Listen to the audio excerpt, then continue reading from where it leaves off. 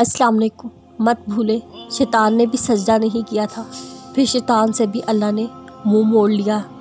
कितना बड़ा रुतबा था इब्लीस का, जलील होने से पहले कैसे उतने बड़े रुतबे को उस सब ने झट से खाक में मिला दिया था। इब्लीस में और हम में एक सजदे का ही तो फ़र्क है। अगर हमने वो भी छोड़ दिया तो फिर बाकी क्या रह गया। शैतान एकदम से हम पर, हमारे ईमान पर हमला नहीं करता, बल्कि वो बड़ी तरतीब के साथ आहिस्ता आहिस्ता अपनी चालें चलता है। पहले वो आपको दुनिया के कामों में लगाता है, फिर वो आपके दिलो दिमाग को वसवसों से भरता है। फिर जब उन वसवसों पर ध्यान देने लगते हैं, वो इन वसवसों की शिद्दत में इजाफ़ा कर देता है।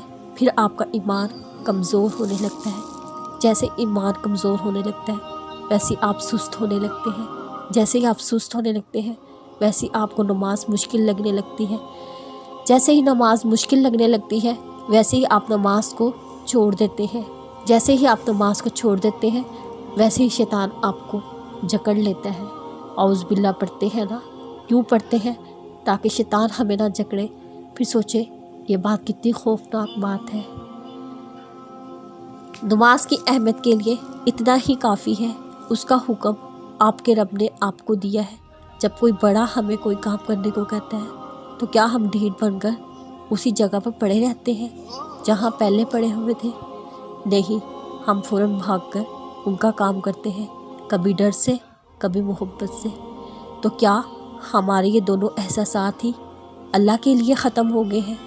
मोहब्बत तो हमने पहले भी कभी अल्लाह से नहीं की, तो क्या अब डर भी ख़त्म हो गया? आपको नहीं पता, लेकिन आपके काम अल्लाह के आपको सौंपने गए काम पूरे होने हैं। 10 मिनट की बात है नमाज, बस इससे ज़्यादा वक्त तो हम आराम से रोज़ चुगली करने, एक दूसरे पर बहतान लगाने में गुजार देते हैं। तो मेरी नमाज ना पढ़ने की वजूहात सारी झूठी हुई ना।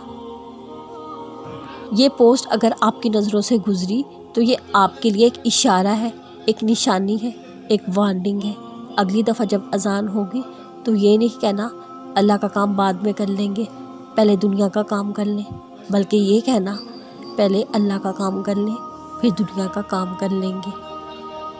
ये कुछ बातें हैं जो आपको लाजमी याद रखनी है। अगर नमाज़ पढ़ने का बिल्कुल भी दिल नहीं चाहिए, सिर्फ फजर की नमाज एक हफ़्ता पढ़ कर देखें, वो आहिस्ता आहिस्ता बाकी नमाज़ों तक जाए। अगर अजान होगी आप नमाज़ पढ़ सकते हैं, फ़ौरन नमाज़ पढ़ें। फिर कितना ही अहम काम आप क्यों ना कर रहे हो, हमेशा ख़ुद को वज़ू की हालत में रखें।